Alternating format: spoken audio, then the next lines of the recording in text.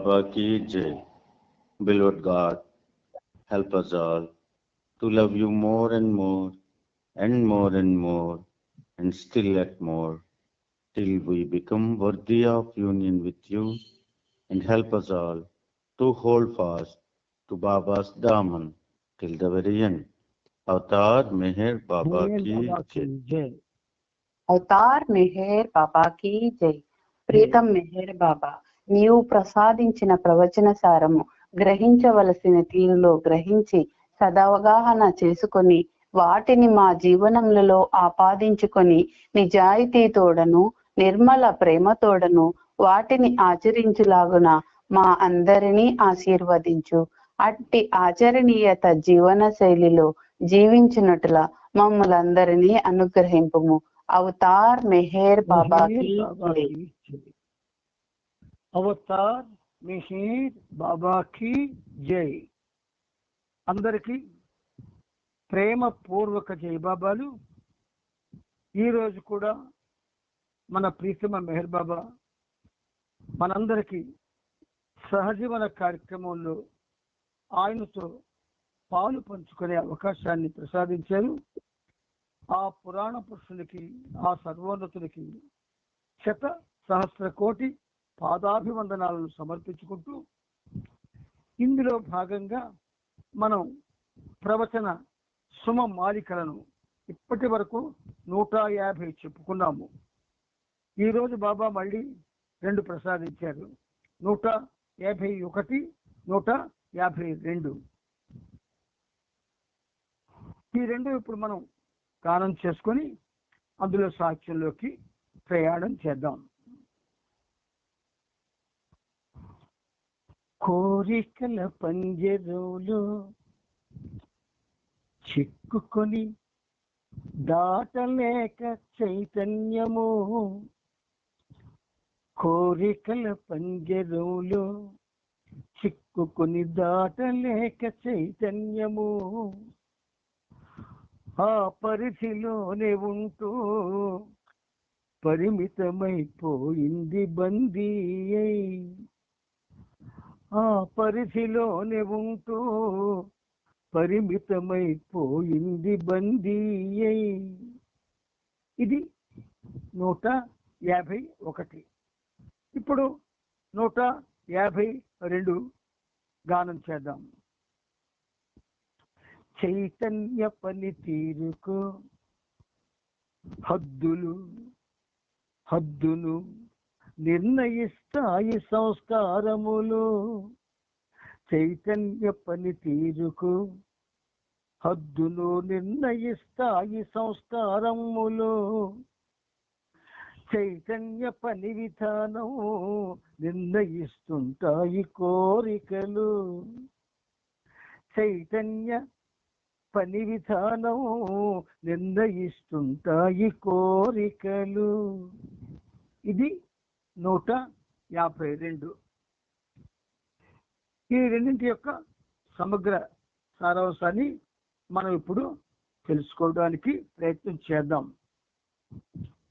కోరికల్ని పంజరంతో పోల్చి ఆ పంజరాన్ని మనం దాటలేము, ఎందుకంటే అందులో చిక్కుకొని ఉండిపోయాము.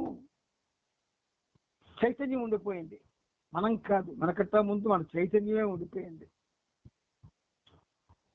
ఈ చైతన్యం అనేది శుద్ధ చైతన్యమే, పరిశుద్ధ చైతన్యమే. కాకపోతే సంస్కారాల ఒత్తిడి వలన ఏర్పడినటువంటి ఈ కోరికలు ఏవైతే ఉన్నాయో ఈ ఆల్మోస్టాలు ఆ చైతన్యాన్ని కప్పిస్తాయి. అందువల్ల చైతన్య పరిధిలోనే, ఆ పరిధిలోనే చిక్కుకుంటుంది. అందులో ఉంటూ బందీగా ఉండిపోతుంది చైతన్యం. కోరికల పంజరంలో చైతన్యం పరిమితమై బందీ అయిపోతుంది. ఇది వినడానికి మనకి అందులో చెప్పారు కాబట్టి బాబా మిచుమిచుగా అర్థం అవుతున్నప్పటికీ కూడా చైతన్యం అనేది ఏమిటి? ఒక చిలకతో పోల్చామనుకోండి, ఆ చిలక స్వేచ్ఛగా విహరిస్తున్నప్పుడు సడన్ గా దాన్ని బందీలో పెడితే అది ఎలా అయితే స్వేచ్ఛను కోల్పోయి గిజలాడుతుందో అలాగే మానవ చైతన్యం కూడా ఆ కోరికల పంజరంలో చిక్కుకొని పరిమితమై ఆల్మోస్ట్ ఆల్ ఇంత చాలా బాధపడుతూ ఉంటుంది. ఆ చైతన్యం చాలా గిజగిజలాడుతూ ఉంటుంది. ఇది 151. 152 మరి అలా కోరికల పంజరంలో స్వేచ్ఛను కోల్పోయి బందీ అయినటువంటి ఆ చైతన్య పనితీరుకు మరి పనిచేయరు కదా. చైతన్యం హద్దులు నిర్ణయిస్తాయి సంస్కారమును. అంటే డామినేషన్, సంస్కారాల డామినేషన్ చాలా ఎక్కువైపోతుంది. అవి ఏం చేస్తాయి? ఆ చైతన్య పని తీరానికి, అది ఏ పని అయితే చేయవలసిందో దానికి కూడా హద్దులు నిర్ణయిస్తాయి. అప్పుడు ఆ చైతన్యం యొక్క పని విధానం కోరికలేమో నిర్ణయిస్తుంటాయి. పనితీరుకి హద్దులు సంస్కారాలు నిర్ణయిస్తే పని విధానానికి కోరికలు నిర్ణయిస్తుంటాయి ఎలా చేయాలో. ఎంత గమ్మత్తుగా ఉందని చూడండి. 7 దశల్లో ప్రయాణం చేసి చిత్ర విచిత్రాలైనటువంటి అనుభవాలతో చైతన్యం ఒక్కొక్క దశను దాటుతూ 7వ దశ దాటి మానవుడై, ఎప్పుడైతే మానవుడైందో స్వేచ్ఛ వచ్చింది అని అనుకునే అవకాశం లేకుండా కోరికలకి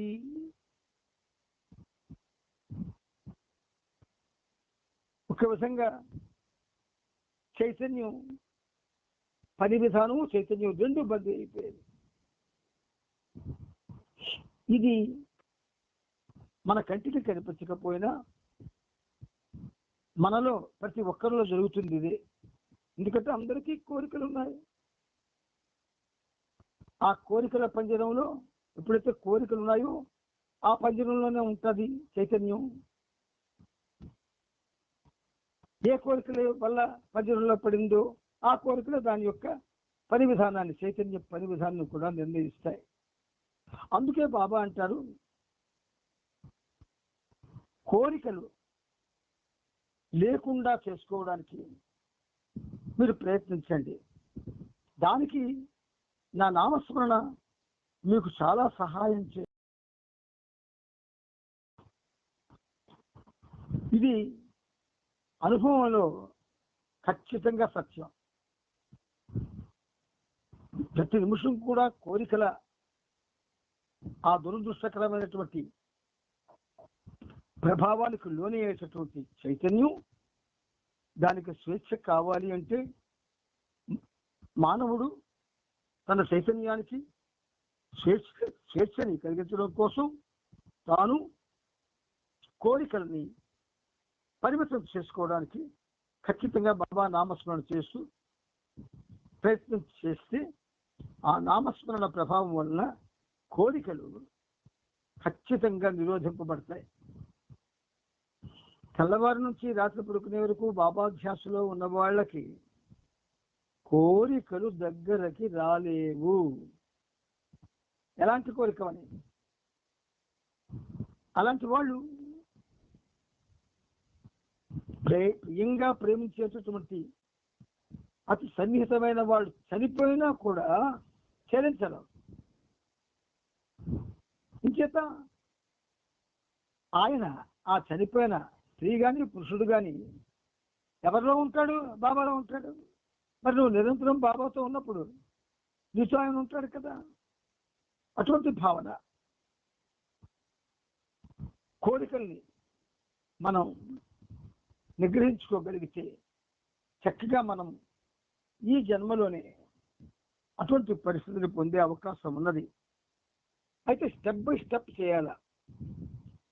ఒక్కసారి చేయలేం. నేను కోరికలు లేకుండా అయిపోతాను అనుకుంటే అయిపోము. వస్తున్న ప్రతి కోరిక యొక్క మనకి వస్తున్న ప్రతి కోరిక యొక్క లక్షణాన్ని స్వభావాన్ని గ్రహించాలి ముందు. అయితే మెహర్ బాబా కంటే ఏ కోరిక గొప్పది కాదు. మెహర్ బాబా ప్రేమ కన్నా ఏ కోరిక గొప్పదైంది కాదు. కాబట్టి మనం నిగ్రహించుకోగలం. కోరిక వచ్చింది, ఒక తెల్లవారు లేచాము, బాబాకు దండం పెట్టుకొని లేచాము, బాబా ప్రేయర్స్ గట్ట చేసుకున్నాము, బ్రష్ చేసుకున్నాము, కూర్చున్నాము. సరే ఇంకా ఏదో బిచ్చకుచ్చుకు బయలుదేరాలనుకున్నప్పటికీ ఒక కోరిక కలిగింది. ఏమిటా కోరిక? ఇవాళ మనం రిలీజ్ అయిన కొత్త సినిమాకి వెళ్తే బాగుంటుంది అని. ఆ కోరిక మన దృష్టిలో తప్పు కాదు. కానీ సినిమా నిడివి 2:30 గంటల నుంచి 3 వరకు ఉంటుంది, 3 గంటల వరకు ఉన్నాం. ఆ వెంటనే మరొక థాట్ మనలో ప్రవేశించి ఆ 2 గంటలు 2:30 గంటలు అక్కడ వృధా చేసే బదులు బాబా పాదాల దగ్గర హాయిగా నామస్మరణ చేసుకో. దానివల్ల నీకు ఆ కోరిక ప్రభావం నీ మీద పడదు, పైగా బాబాకు సన్నిహితం అయ్యే అవకాశం ఉంటుంది. అబ్బాయి బాబా నామం చేసుకో అన్నది అనుకోండి. ఒకవేళ అలా చేయగల సామర్థ్యం మనలో లేకపోతే అప్పుడు ఏం చేయాలా? సినిమాకి వెళ్ళండి, సినిమా చూస్తుండండి, బాబా నామం చేసుకోండి. సినిమా చూస్తూ బాబా నామం ఎలా చేస్తామండి అని మీరు నన్ను అడగచ్చు. 2 గంటలు 3 గంటలు బస్సు ప్రయాణమో ట్రైన్ ప్రయాణమో చేసామనుకోండి, మనము ఈ 2-3 గంటలు కూడా ట్రైన్లో ప్రయాణం చేస్తూ చక్కగా మాట్లాడుకుంటూ ఉంటాం. ఆ ట్రైన్లోకి వచ్చే పదార్థాలు కొని తింటూ ఉంటాం. ఆ తింటున్న పదార్థం మీద కూడా దృష్టి ఉంచుదాం. ట్రైన్ వెళుతూ ఉంటే బయట ఉండేటటువంటి సుందర దృశ్యాలను చూస్తూ ఉంటాం. ఇలా ఒకేసారి ట్రైన్ ప్రయాణం, అందులో అనుభవాలు అనుభవిస్తూ ఉంటాం. ఇది ఎలా సాధ్యమైంది? మరి బాబా ప్రేమికులైతే హైదరాబాద్ వెళ్ళినప్పుడు ఆడే ట్రైన్లో జర్నీ చేస్తూ బాబా నామం చేస్తారు, మాట్లాడుకుని ఉంటారు, మధ్య మధ్యని బాబా నామం చేస్తూనే ఉంటారు. అలవాటు చేసుకోవడంలో అది మనకి సాధ్యం అవుతుంది. ఈవెన్ పిక్చర్కి వెళ్ళి కూడా యూ కెన్ ఎంజాయ్ బాబా. ఎలాగా? ప్రతి సినిమాలో కూడా ఉన్నతమైనటువంటి భావాలు, ఉన్నతమైనటువంటి ప్రేమ ఉన్న మనుషులు చూపిస్తుంటాడు. వాళ్ళలో బాబా మీకు కనబడతాడు. అలాగే సంగీతానికి సంబంధించి ఇప్పుడంటే కొంచెం సుస్వర ప్రవేశం తగ్గింది, కానీ కొన్ని 1-2 మంచి ఉంటాయి. ఆ గీతాల్లో కొన్ని ఆలాపనలు నిన్ను ఆనందింపజేస్తాయి. ఆ ఆనందం నువ్వేదైతే అనుభవిస్తావో అది వింటూ, అది బాబా మౌనస్వరమే కదా, ఇది బాబా యొక్క మౌనస్వరం, అందుకే ఇంత ఆనందాన్ని ఇస్తుంది అని మనం అనుభవించవచ్చు. ప్రతిదీ కూడా బాబాకి అన్వయించడంలో మనకు తెలివితేటలు ఉండాల. అన్వయించుకోవడంలో అక్కడ చిత్రాల్లో మంచి ప్రేమ సన్నివేశాలు చూపిస్తారు. అవి ఎలా ఉంటాయంటే, ఈరోజు మనం ఫలానా చోటుకి వెళ్ళాలనుకున్నాం కదండి, మర్చిపోయారా అని భర్త అడుగుతుంది, అని భార్య అడుగుతుంది భర్తకి. అనగానే లేదు మర్చిపోలేదు, కానీ ఇవాళ నాకు ఆఫీసు ఎక్కువ పని ఉంది, అందుకని నేను దాన్ని కదపలేదు నీతోటి, నీకు బాధిస్తానేమో అనే బాధతోటి. కానీ నువ్వు కదిపావు కనుక నాకు ఇవాళ ఆఫీసులో ఎక్కువ పని ఉంది.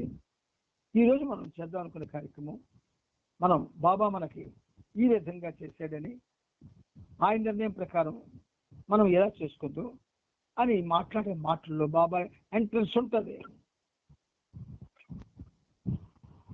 అలాగే జీవనంలో ప్రతి రంగంలో కూడా, ప్రతి పరిస్థితిలో కూడా మనం బాబాను అన్వయించుకోవచ్చు. పిల్లడు ఏడుస్తూ ఉంటాడు బయట, నీకు వినబడదు పాపం. ఎవరో ఒక ఆవిడ ఏమండి అని కేక వేసి, మీ బాబు ఏడుస్తున్నాడండి అనగానే ఆ బంతిట్లో ఉన్నటువంటి ఆ ఇల్లాలు పరిగెత్తుకొని వెళ్ళి ఆ పిల్లని తెచ్చుకొని ఓరడించి గబగబా వెళ్ళి, థ్యాంక్స్ అండి, నిజంగా మీరు చెప్పకపోతే నా బాబు ఏడుపు నాకు వినబడకపోనండి, వాడు సమస్యలు పోను, బాబా మీ చేత మంచి ఉపకారం చేయించారండి, చాలా సంతోషం అండి, జై బాబా అండి అని అన్నాను అనుకోండి, ఆ వీడిలో బాబా ఉంటాడు, ఆ మాటల్లో బాబా ఉంటాడు. ఇలా ఎక్కడ ఉన్నా బాబాని మనం అనుభవించవచ్చు. మీకు ఇంకొక కొంచెం తీవ్రమైనది చెప్తాను. జయదేవుని అష్టపదులు ఉన్నాయి. ఆ అష్టపదుల్లో శ్రీకృష్ణుడు, గోపికలు, రాధ వీళ్ళందరితో ఆయన యొక్క క్రీడలు అంటే ఆటలు, క్రీడ అంటే ఆట, ఆ ఆటల్ని అభివర్ణిస్తూ కొన్ని పదాలు ఒక విధంగా లౌకికమైనవి, సెక్స్కి సంబంధించినవి ఆయన అక్కడక్కడ ఉటంకించాడు. ఆ గీతాలు గానం చేసిన వాళ్ళకి సెక్స్ భావనలు రావు, కేవలం ప్రేమ భావన మాత్రమే వస్తుంది. అందుకే జయదేవ కవి ఆధ్యాత్మిక ప్రపంచంలో ఉన్నతుడయ్యాడు. ప్యూర్ సాంస్క్రిట్లో రాస్తాడైనా, ఆ రచనలన్నీ ఉంటాయి. అందుచేత మనం చివరికి ఒక భార్యకి భర్తకున్న రహస్య సంబంధాన్ని కూడా, ఆ సంబంధంలో కూడా బాబాని మనం కనవచ్చు, చూడవచ్చు, అనుభవించవచ్చు. అందుకే రాధాకృష్ణుల సంబంధాన్ని కొంతమంది వెకిలిగా రాస్తే, జయదేవుని అష్టపదులు వచ్చిన తరువాత ఆ రాసిన వాళ్ళంతా కూడా వాళ్ళ రాతల్ని మార్చుకున్నారు.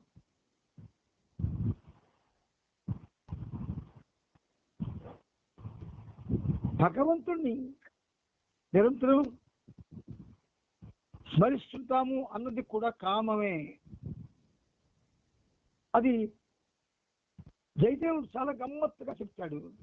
హరిరితి హరిరితి జపతి సకామో, హరిరితి హరిరితి జపతి సకామో, విరహ విహిత మరణేన నికామో హరి అంటాడు. ఎంత బాగా అన్నాడు చూడండి. దీంట్లో కామవాంఛ వస్తుంది, ప్రేమ వాంఛ తప్ప. అనుభవంలో చదువుకున్న వాళ్ళకి జయదేవుడు అష్టపదులు చాలా గొప్ప జ్ఞానాన్ని ఇస్తాయి. అంచేత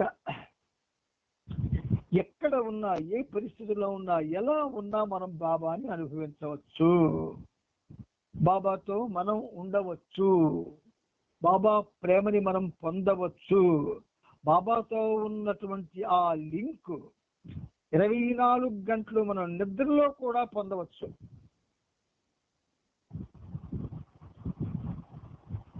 నిద్రలో కూడా బాబా నామం చేస్తున్న వాళ్ళు ఉన్నారు. అందుచేత ఆ స్మరణ చాలా ఉన్నతమైంది. అది ఒక విధంగా చెప్పాలంటే నామస్మరణ భగవంతుని కన్నా గొప్పది. భగవంతుని శక్తిని మించిన శక్తి ఉంటుంది ఆ నామస్మరణలో.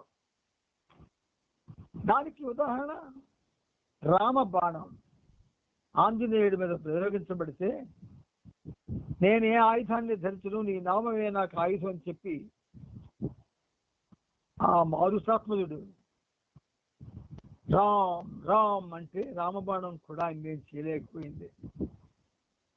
మరి రామబాణం శక్తి కూడా ఆ నామస్మరణ ఉంది ఆగిపోయిందంటే నామస్మరణ ఎంత గొప్పది, ఎంత శక్తివంతమైనది. అటువంటి నామం చేసి కూడా భక్తుల్లోని ఈ వాంఛలు ఇలాంటివన్నీ అంతరించటం లేదంటే ఏమనుకోవాలి? వీళ్ళ ఆరాధన లోపం, స్మరణలో లోపం, స్మరణలో తీవ్రత లేకపోవడం, స్మరించడంలో ఏకాగ్రత లేకపోవడం వల్ల, స్మరణలో నీకు ప్రభువు కనబడనందువల్ల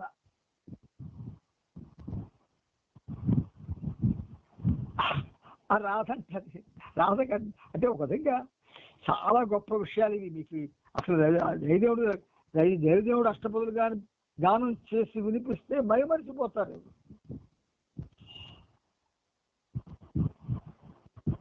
రాధిక కృష్ణ రాధిక, రాధిక కృష్ణ రాధిక, తవ విరహే కేశవ.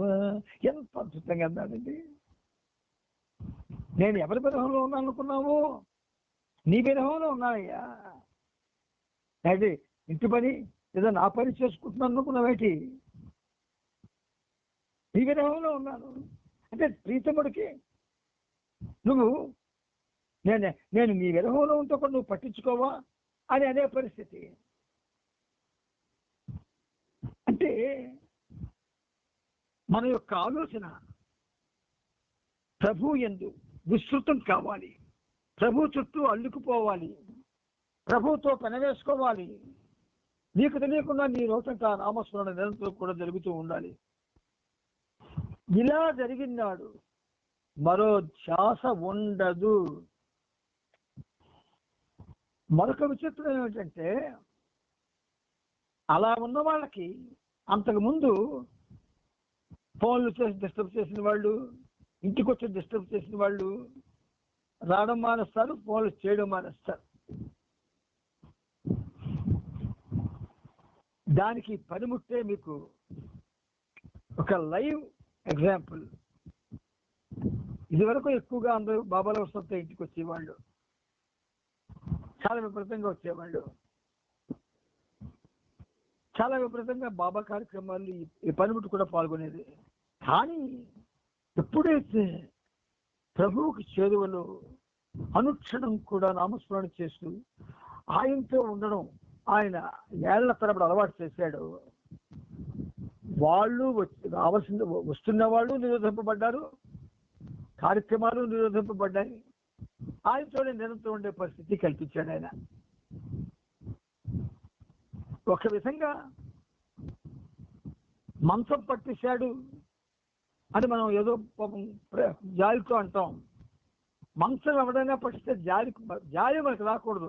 అదృష్టవంతుడు ఎక్కడికి వెళ్లకుండా హాయిగా మంచం మీద నామస్మరణ చేసుకోవచ్చు అని అనుకోవచ్చు. స్మరణలో ఉన్న సౌలభ్యం స్మరణకే తెలియదు, అంతటి సౌలభ్యం ఉంది. అటువంటి పరిస్థితి మనకి బాబా గారు మనందరికీ కల్పిస్తే మరో ప్రపంచాన్ని మనం అనుభవించవచ్చు. నిరంతర నిత్య మెహర్ నామస్మరణ, నిరంతర నిత్య మెహర్ బాబా నామస్మరణ. ఇలా మన ప్రపంచం ఒకసారి తయారు ఊహించుకొని ఎలాగ ఉంటుందో. మనం ఎక్కడికి వెళ్ళాం, ఎవరింట్లో వాళ్ళు ఉంటాం, హాయిగా బాబా నామంతో బాబాని అనుభవిస్తూ ఉంటాం. అంతేకాదు మరొక రహస్యం కూడా ఇక్కడ మీకు చెప్పాలి. 16,000 మంది గోపికలు కూడా ఇళ్లల్లోనే ఉండి శ్రీకృష్ణుడిని అనుభవించేవాళ్ళు. ఇళ్లల్లోనే ఆయన ప్రేమను అనుభవించేవాళ్ళు, ఆయన సన్నిధిని అనుభవించేవాళ్ళు, ఆయన మురళిని అనుభవించేవారు. ఎలా సాధ్యమైంది? హౌ? ప్రతిదీ ఎక్కడో ఉందనుకుంటున్నాం మనం, మనలోనే ఉన్నది. ఆ ఉన్నది అన్న విషయం ఉన్నది అని నీకు అర్థం అవ్వాలి. అది చెబితే అర్థం కాదు. ఎన్ని విధాలైనటువంటి సినిమా అంటే అనేకమైన కార్యక్రమాలు చూసినా అర్థం కాదు. లేదు పెద్ద పెద్ద గొప్పవాళ్ళు అనుకున్న వాళ్ళు కనబడినా కలుసుకున్నా అర్థం కాదు. అది నీ హృదయానికి నీకు ప్రభువుకి సంబంధించిన విషయం. బాలనాథ్ ఆయన రూమ్లో ఆయన నిరంతరం కూర్చొని ఉండేవాడు. బాబాయ్ ఆయన దగ్గరికి వచ్చేవాడు. అంతే. నువ్వు ఆయన గురించి ఆలోచిస్తూ నిరంతరం ఉంటే నిన్ను ప్రేమించాలనుకున్నటువంటి నీ ప్రభువు ఎక్కడో ఎలా ఉంటాడు నీతో ఉండకుండా? ఒకవేళ ఉన్నా నీతోనే ఉంటాడు, ప్రపంచం అంతటా ఉంటాడు. నీవు అంతటను గలవు, నీవు అన్నింటనున్నావు, మరి నీవు అంతటికీ అన్నింటికీ ఆవలు ఉందమంటున్నావు. దాని అర్థం ఏంటి? నీవు అంతటను గలవు, నీవు అన్నింటనున్నావు, మరి నీవు అంతటికీ అన్నింటికీ ఆవలు ఉందమనడంలో అర్థం ఏమిటి? రోజు చేస్తున్నామే, దాని రహస్యం తెలుసుకోకపోతే అలాగా? ప్రతిరోజు చేస్తున్నామే. పరబ్ది గారి పేరు సామాన్యమైంది కాదు.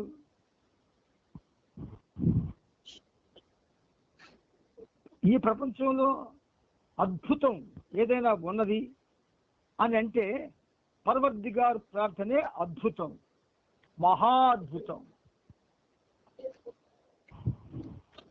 ఆయన సింపుల్గా ఇంగ్లీష్లో వచ్చినటువంటి ఆ prayers,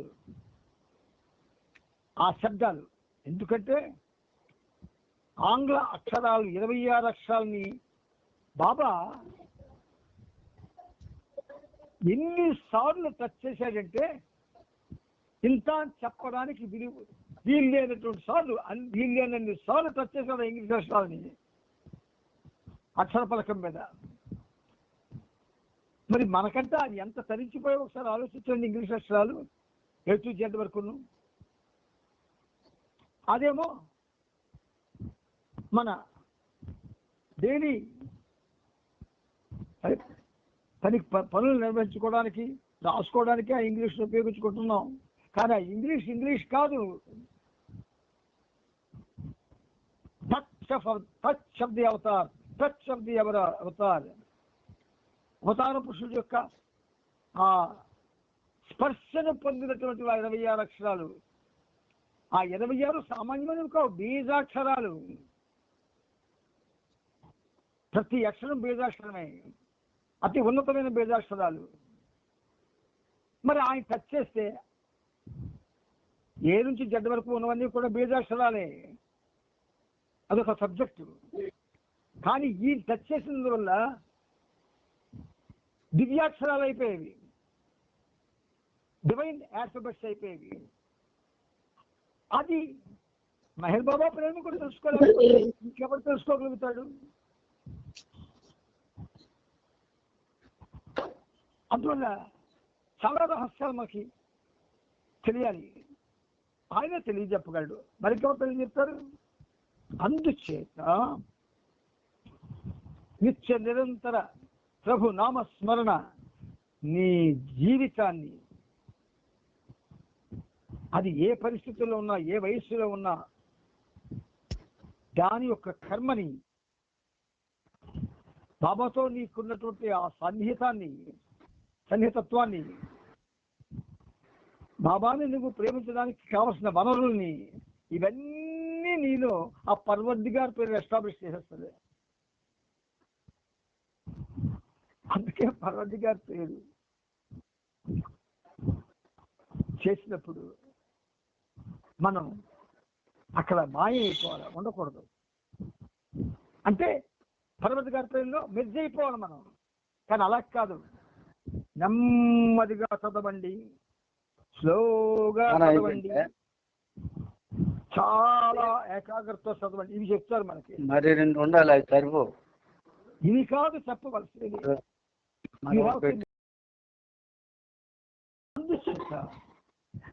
పర్వదిగార్ prayer itself is nothing but Meher Baba. Parvardigar prayer itself is nothing but Meher Baba.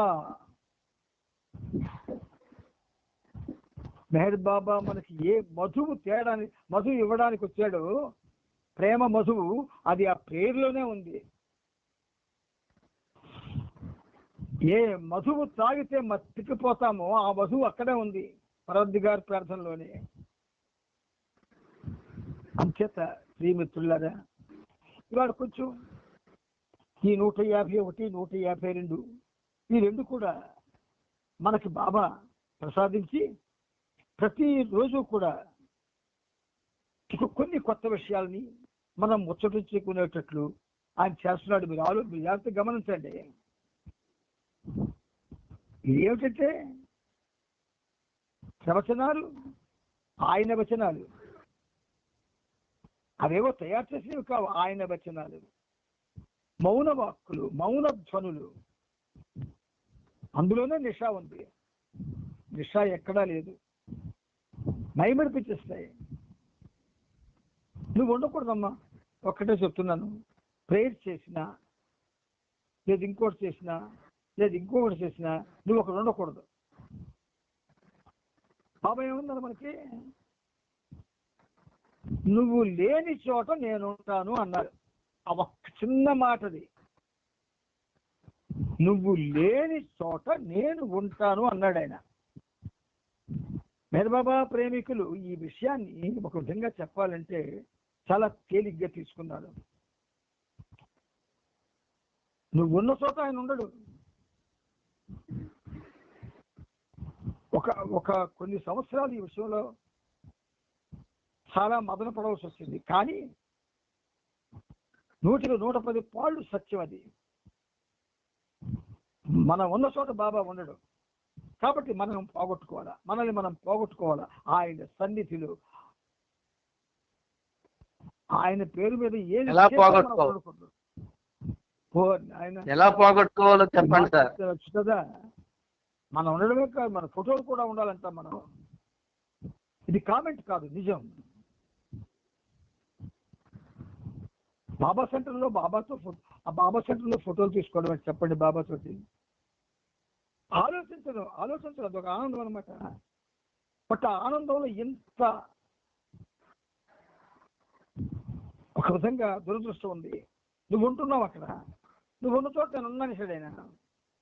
సీరియస్గా తీసుకుంటే సీరియస్గా తేలిగ్గా తీసుకుంటాం.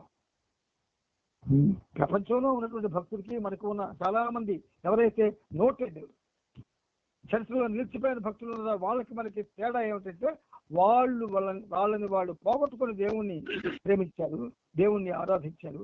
మనం ఉంటూ మన ఉనికే ఎక్కువ ప్రాధాన్యత దేవుణ్ణి ప్రేమిస్తున్నాము. అందుకే ఆ ప్రేమలో ఉన్న రహస్యాలు మనకి వెల్లడి కావడం లేదు. అవతార్ మెహర్ బాబా కీ జై, అవతార్ మెహర్ బాబా కీ జై, అవతార్ మెహర్ బాబా కీ జై. ఇప్పుడు మనం ప్రవచన వచనాల నుంచి, ప్రవచన మధురమైనటువంటి ఆ వచనాల నుంచి మనం అతి మధురమైనటువంటి ఆయన చరిత్రలోకి మనం బయలుదేరాలి. ఎందుకంటే ఈ 2 ప్రవచనాలు మళ్ళీ చదువుకోవడానికి వీలేదుగా టైం అంతా ఈ ఒక విధంగా సోమవారికలే ఆ కాలం అంతా తీసుకున్నా. అంటే మనం ఇప్పుడు చరిత్రలోకి వెళ్ళిపోతున్నాం. అవతార్ మెహర్ బాబాకి జై. అంటే కొంచెం టైంని మెయింటైన్ చేయాలి కదా మనం. అది ఊరుకోడు బాబా, టైం మెయింటైన్ చేయకపోతే. అంచేత మనం ప్రభు చరిత్రం 8వ భాగంలో 3356వ పేజీలో మనం ఆపుకున్నాం.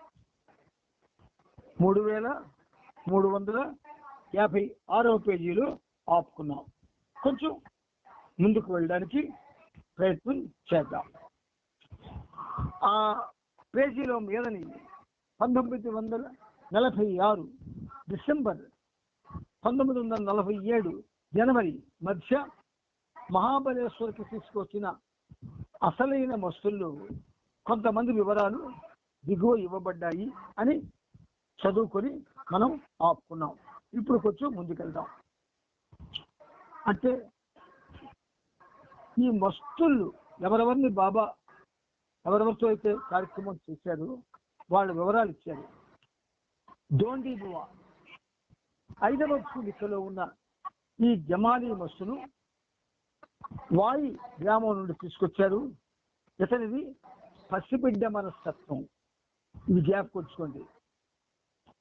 ఈ దోండీబువాది పసిబిడ్డ మనస్తత్వం. షా సాహెబ్ ఇతడిని పంచగన్ నుండి తెచ్చారు. దివ్య ఉన్మత్తతకి లోనైన ఇతడు పాక్షికంగా మాత్రమే మస్తు. అండర్లైన్ చేసుకోండి. దివ్య ఉన్మత్తతకి లోనైన ఇతడు పాక్షికంగా మాత్రమే మస్తు అయినా బాబా విశిష్టతని గాఢంగా అనుభూతి చెందిన వాళ్ళ కనిపిస్తూ తన వైఖరిలో దాన్ని వ్యక్తం చేసేవాడు. ఎవరు? షా సాహెబ్. 3వ వాడు వాసుదేవ స్వామి. ఇతడిని అనే గ్రామం నుండి తెచ్చారు. ఆకృతిలో చిన్నగా కనబడే వృద్ధుడైన యోగి. యోగా లేక సిద్ధ విద్యా సాధనలో అంగవైకల్యాన్ని పొందాడు. యోగా లేక సిద్ధ విద్యా సాధనలో యోగా మీ అందరికి తెలుసు, కానీ సిద్ధ విద్య అనేది దానికంటే చాలా ఉన్నతమైంది. అది చేసినప్పుడు కానీ అజాగ్రత్తగా ఉంటే దానివల్ల అంగవైకల్యం వస్తుంది. అంగవైకల్యాన్ని పొందాడు. ఇక కబీర్. ఇతడు భీకరంగా ఉన్న సూక్ష్మ చైతన్యపు వస్తు. కుర్ద్వాడి, పండ్రపూర్ దగ్గర కుర్ద్వాడిలోని హిందూ శ్మశాన వాటికయే ఇతని నివాసం. బిగ్గరగా నవ్వే ఇతని నవ్వు క్రూరముఖం అడిగినట్టుంటుంది. రోకచ్చే నైజం. బాబా 7 ఏళ్ల ముందు ఇతనితో మెహరాబాద్లో పనిచేశారు కబీర్. ఇక జుమ్మా బారామతి నుండి తెచ్చారు. పుట్టుక నుండి ఇతడు మస్తే. వయస్సు 25 ఏళ్ళు. ఇతడు జమానీ లక్షణాల్ని కూడా కలిగి ఉన్నాడు. చూడడానికి దెయ్యంలా ఉంటాడు. దివ్య ఉన్మత్తతలో పూర్తిగా పరిసరాల్ని మర్చిపోయాడు. జమానీ టైప్ వాడు, చూడడానికి దెయ్యంలా ఉండేవాడు. దివ్య ఉన్మత్తతలో పరిసరాల్ని మర్చిపోయాడు. ఎంత బాగుందో చూడండి. నెక్స్ట్ పహిల్వాన్. ఇతడిని అహ్మద్ నగర్ నుండి తీసుకొచ్చారు. ఇతనేమిటి? దివ్య ఉన్మత్తి. అంటే ఎంత గమ్మత్తుగా ఉందో చూడండి. దివ్య ఉన్మత్తత, దివ్య ఉన్మాది. వీళ్ళిద్దరిలో డిఫరెన్స్ ఏమైనా ఉందంటే ఉన్మత్తత కామన్. కానీ ఈ పహిల్వాను ఉన్మాది. యువకుడు, మంచి స్వభావం, 20-30 ఏళ్ల మధ్య వయస్సులో ఉన్నాడు. అసాధారణమైన కండ పుష్టి గల శరీరం. అందువల్లనే ఇతన్ని పహిల్వాన్ అని అంటారు. పహిల్వాన్ అంటే కుస్తీ పట్టేవాడు అని అర్థం. ఇక ఆలీషా. ఆలీషాను కూడా 1947 జనవరిలో ఆశ్రమానికి తిరిగి తీసుకొచ్చారు. 10 రోజులు తీవ్రమైన కార్యక్రమం జరిపేందుకు ఇతడిని తీసుకొచ్చారు. జమానీ తెగకు చెందిన మస్తుల్లో ఇతను చాలా శుద్ధమైన జమానీ. గతంలో బాబా ఇతనితో అసాధారణమైన ఆధ్యాత్మిక కార్యక్రమం చేశారు. భవిష్యత్తులో కూడా బాబా అలానే చేయనున్నారు. జనవరిలో ఒకరోజు భోర్వాలా బాబాను ఆశ్రమానికి తెమ్మని భోర్ గ్రామానికి ఏరిచిని పంపారు. అతడు ముస్లిం. మానసిక చైతన్యంలో ఉన్న నిష్ణాతుడైన ఆధ్యాత్మిక యాత్రికుడు.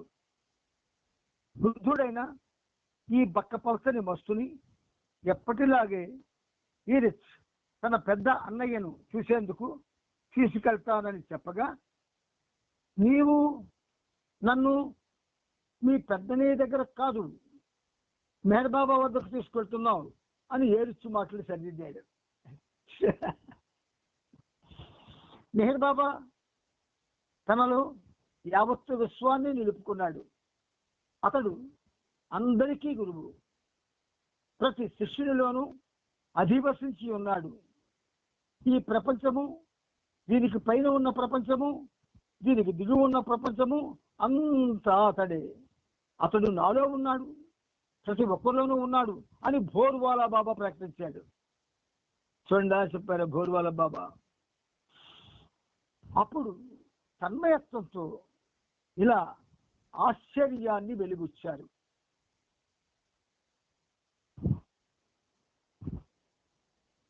అతడు సాధువులకు సాధువు,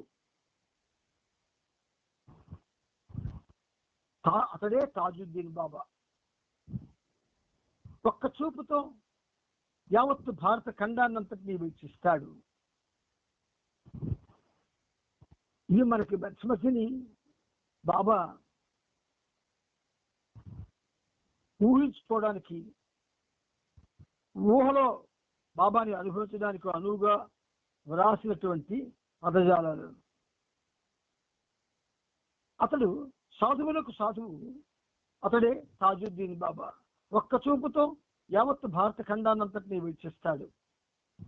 ఏరిచ్ భోర్వాలా మస్తు కలిసి ఆశ్రమానికి రాగానే అతడు చెప్పిన విషయాన్ని బాబాకి నివేదించాడు ఏరిచ్.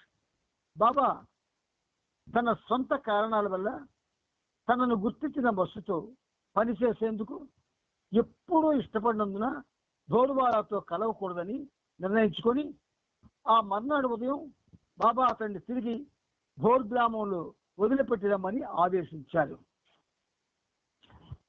జనవరి 19 ఆదివారం నాడు బాబా కాకాను ఏరిచ్ని ఈ విధంగా ఆదేశించారు. 40 మంది పేదవారిని తీసుకురావాలి. 40 మంది పేదవారిని తీసుకురావాలి. బలహీనులు, అసక్తులు అయి ఉండాలి. ఒక్కొక్కరికి 3 కానీ 4 కానీ పిల్లలు ఉండాలి. తరచుగా పస్తులుంటూ జీవితాన్ని ఇక ఎంత మాత్రము సాధించలేని వారిని తీసుకురావాలి. ఎవరిని తీసుకురావాలి? పేదవారిని. తన కార్యక్రమానికి తుది రూపాన్నిచ్చే ఉద్దేశంతో బాబా ఈ 40 మంది పేదలను 4 రోజుల లోపున బంగ్లాకు తీసుకురమ్మని ఆదేశించారు. ఏరిచ్ కాకా గ్రామానికి వెళ్ళి అటువంటి వ్యక్తుల్ని ఎంపిక చేసి సమీకరించసాగారు. జనవరి 23న బాబా ఒక్కొక్క వ్యక్తిని ఏకాంతంగా కలుసుకొని వారి పాదాలను కడిగి తన శిరస్సును వాటిపై ఉంచి ఒక్కొక్కరికి 15 రూపాయలు 3 లడ్డూలు ప్రసాదంగా ఇచ్చారు. తరువాత మండలి వారికి విశదమయ్యేటట్టుగా బాబా ఇలా వివరించారు. ఇది ఏ రకమైన కానుక కాదు, దానము కాదు. ఇది ఏ రకమైన కానుక కాదు, దానము కాదు. వారితో నా సాంగత్యం వలను, నేనిచ్చే ప్రసాదం వలను వారు ఈ జన్మలో ఆధ్యాత్మికంగా వృద్ధి చెంది వచ్చే జన్మలో ఆధ్యాత్మిక మార్గంలోకి ప్రవేశిస్తారు.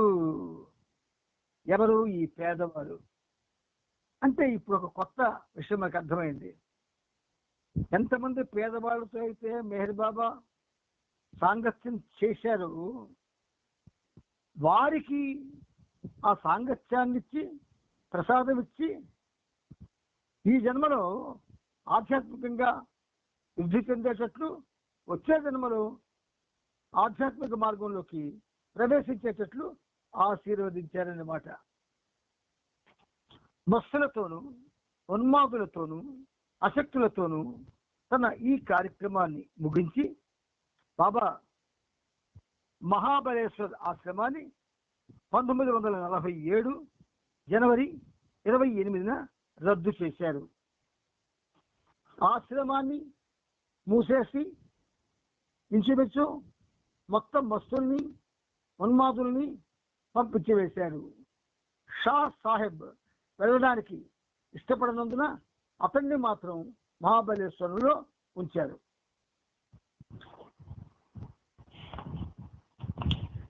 ఇక్కడ బాబా మార్పును కోరుతూ సావిత్రి నదిపైనున్న మహద్ అనే చిన్న రిసార్ట్లో బస ఏర్పాటు చేయమని పాపా జస్సాబారాను ఆదేశించారు.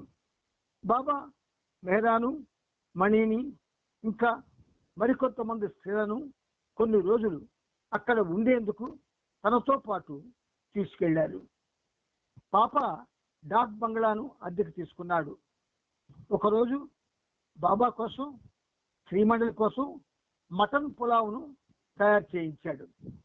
ఎప్పుడు సాదా అన్నం, పప్పు కంటే మాంసంతో చేసిన ఈ రుచికరమైన పులావ్ వాళ్ళంతా సంతోషంగా ఆరగించారు. వాళ్ళంతా తిరిగి మహాబలేశ్వర్ వచ్చినప్పుడు అహ్మద్ నగర్ నుండి సరోష్ వచ్చి ఫిబ్రవరి 5న బాబాను దర్శించుకున్నాడు. 2 రోజుల తరువాత ఫిబ్రవరి 7న ఆగాఖాన్ ప్యాలెస్ ఆవరణలో ఉన్న హమామ్ ఖానా కాటేజ్ అనే చిన్న కుటీరంలో బాబా ఏకాంతవాసంలోకి వెళ్ళారు. అందులో బాబా 21 రోజులు ఏకాంతంగా ఉన్నారు. ఈ ఏకాంత సమయం అంతా కూడా బాబా రాత్రి వేళ నిద్రపోకుండా డాక్టర్ ఘనీని తన వద్ద కూర్చొని హఫీజ్ గజల్స్ చదివి వినిపించమని డ్యూటీ వేశారు. బాగా రాత్రి అయ్యాక ఘనీ గజల్స్ చదవడం ప్రారంభించి తెల్లవారి 4 గంటలకు ఆపేవాడు. అప్పుడు బాబా తెల్లవారి 6 వరకు ప్రశాంతంగా విశ్రాంతి తీసుకునేవారు. రోజుకి ఒక్కసారి భోజనం చేసేవారు. ఏకాంతవాసపు చివరి వారం బాబా పళ్ళరసం తీసుకుంటూ ఉపవాసం చేశారు. హఫీజ్ కవిత్వాన్ని మెహర్ బాబా ఇష్టపడినంతగా మరింకెవరు ఇష్టపడి ఉండరు. ఈ కవిత్వం ఆధ్యాత్మిక మార్గంలోని రహస్యాలను వెల్లడి చేస్తుంది అని బాబా చెప్పేవారు. హఫీజ్ వాస్తవానికి కవిత్వం రాయలేదు, కానీ తనలోని స్ఫూర్తిని గీతాల్లా గానం చేశాడు. ఈ దిగువ 2 గజల్స్ మెహర్బాబాకు సుపరిచితమైనవి. వీటిని హఫీజ్ తాను బ్రహ్మానుభవం పొందిన రాత్రే ఉచ్చరించాడు. బ్రహ్మానుభవం పొందిన రాత్రి హఫీజ్ ఉచ్చరించినటువంటి గీతాలు ఇప్పుడు మనం వినబోతున్నాం.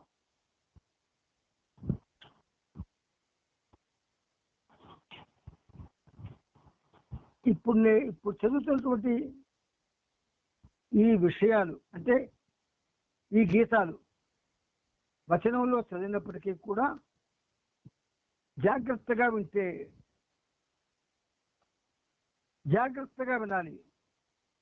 అది గానం చేయడానికి అనుగుణంగా మార్చుకోవడానికి అందరికీ ఒక చక్కని స్ఫూర్తి వస్తుంది. అంతేకాదు ఆ గానం కింద రాసుకోవడానికి ప్రయత్నంగా చేస్తే బాబా తప్పకుండా సహాయం చేస్తాడు. ఇప్పుడు ఆ 2 చదువుకుందాం. భగవంతునికి జోహార్లు. ఈ రేయి నాకెంతటి సంపద లభించిందో గదా, నా ప్రియతముడు ఈ రేయి ఉన్నట్టుండి నా చెంతకు వచ్చాడు. నా ప్రియ వదనాన్ని వీక్షించి శిరస్సు వంచి అభివాదం చేశాను. దేవుని కృప వల్ల ఈ రాత్రి పరమానంద భరితుడనై సంతోషంగా ఉన్నాను. ఆగని నా తపన ఈ జీవ బ్రహ్మైక్యతను సాధించింది. నా తపఫలాన్ని ఈ రాత్రి నేను అందుకున్నాను. ఇవి 5 లైన్లు, 6 లైన్లు. ఈ 6 లైన్లు కూడా పల్లవి చేసుకోవచ్చు గజల్కి. నెక్స్ట్, నిద్రాణమై ఉన్న నాలోని అదృష్ట దేవత చివరికి కళ్ళు విప్పింది. ఈ రేయి నా జీవితంలోనే, ఈ రేయి నా జీవితంలోనే అత్యంత శుభకరమైన రేయి. ఈ భూమిపైన నా రుధిరం అనల్ హక్, నేనే సత్యాన్ని అని ముద్రిస్తుంది.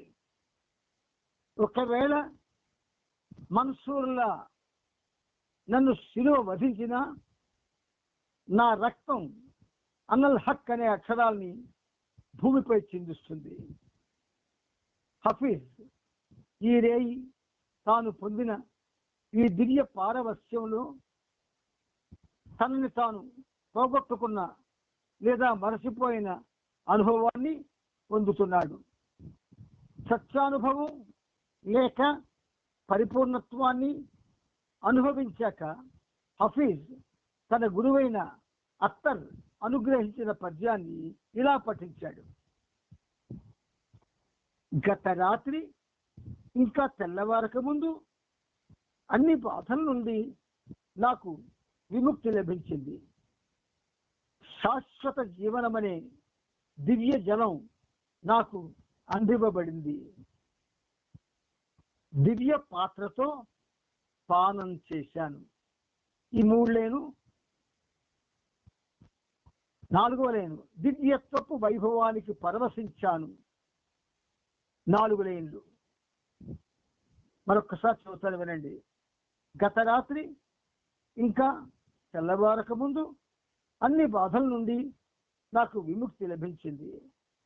శాశ్వత జీవనం అనే దివ్యజలం నాకు అందివ్వబడింది. దివ్య పాత్రతో పానం చేశాను. దివ్యత్వపు వైభవానికి పరవశించాను. ఎంతటి మహోన్నత భాగ్యాన్ని ప్రసాదించింది ఈ సూర్యోదయం. ఎంతటి మహోన్నత భాగ్యాన్ని ప్రసాదించింది ఈ సూర్యోదయం. ఎంతటి శుభకరమైనది ఈ రేయి. ఎంతటి శుభకరమైనది ఈ రేయి. ఈ రేయి నాకు దివ్యత్వపు అధికారం అనుగ్రహించబడింది. ఈ రేయి నాకు దైవత్వపు అధికారం అనుగ్రహింపబడింది. నా తపన ఫలించి పరమానందంలో మునిగానంటే ఆశ్చర్యమేముంది. నా తపన ఫలించి పరమానందంలో మునిగానంటే ఆశ్చర్యమేముంది. ఎంతటి మహోన్నత భాగ్యాన్ని ప్రసాదించింది ఈ సూర్యోదయం నుంచి. 2, 3, 4వది, నా తపన ఫలించి పరమానందంలో మునిగానంటే ఆశ్చర్యమేముంది అన్న ఈ 4 లైన్లని పల్లవ చేసుకొని మరొక గదిలో రాయొచ్చు. ఇది నా గురుదేవుని కృపా విశేషం. ఇది నా గురుదేవుని కృపా విశేషం. గురుదేవుని బానిసగా ఉండగలగడం ఎంతటి అద్భుతమైన ఘటనో మరి. గురుదేవుని బానిసగా ఉండగలగడం ఎంతటి అద్భుతమైన ఘటనో మరి. నేను అతని ధూళినయ్యాను, అతని పాదధూళినయ్యాను. నన్నతడు సర్వోన్నతునిగా లేవనెత్తాడు. నేను అతని ధూళినయ్యాను, అతని పాదధూళినయ్యాను. నన్నతడు సర్వోన్నతునిగా లేవనెత్తాడు. ఇక నుండి నా ప్రియతముడనే దర్పణంలో నన్ను నేను వీక్షిస్తాను. ఇక నుండి నా ప్రియతముడనే దర్పణంలో నన్ను నేను వీక్షిస్తాను. అప్పుడు ఆ దర్పణంలో నా నిజమైన ఆత్మదర్శనాన్ని పొందుతాను. పరమానందం పొందు, పరమానందం పొందు, మళ్ళీ మళ్ళీ పరమానందం పొందు, పరమానందం పొందు, పరమానందం పొందు, మళ్ళీ మళ్ళీ పరమానందం పొందు. హఫీజ్ ఆ దివ్య ప్రీతుడిని పొందాడు కదా మరి.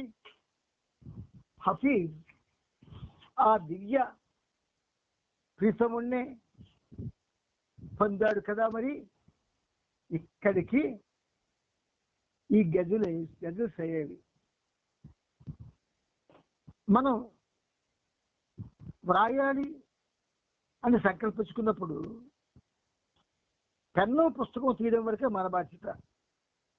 మిగతా బాధ్యతలు బాబా మీద వేయాలి. మన తెలివితేటలు ఉపయోగించకూడదు. మన తెలివితేటలు ఉపయోగిస్తే మనం ఉన్నట్టు అయిపోతుంది కదా. కాబట్టి ఆ రాసింది సామాన్యుడు కాదు కదా. హఫీజ్ గురు శిక్షణలో కృతంగా చెప్పాలంటే ప్రపంచానికి ఆధ్యాత్మికత నేర్పినటువంటి మహానుభావుడు. అందుచేత మనం ఏవేవో రాస్తాము. ఆ ఏవేవో ఇంట్యూషన్ యొక్క ఛానల్ కావాలి. మన ఇమాజినేషన్ ఇంటలెక్ట్ నుంచి వచ్చింది. ఇమాజినేషన్ ఇంటలెక్ట్ నుంచి వస్తే ఆ గీతాలు హృదయాల్ని తాకవు. ఇంట్యూషన్ నుంచి వస్తే మాత్రం ఖచ్చితంగా హృదయాల్ని పరవశింపజేయడమే కాదు, నువ్వు మర్చిపోయేటట్టు కూడా చేస్తాయి. ఈ రాసేవాళ్ళు గ్రహించండి. ఇదిలా ఉండగా ఆలీషాను మళ్ళీ మహాబలేశ్వర్కి పంపించారు. బాబా అతనితో ఏకాంతంగా ఫిబ్రవరి 19 నుండి 22 వరకు పనిచేశారు.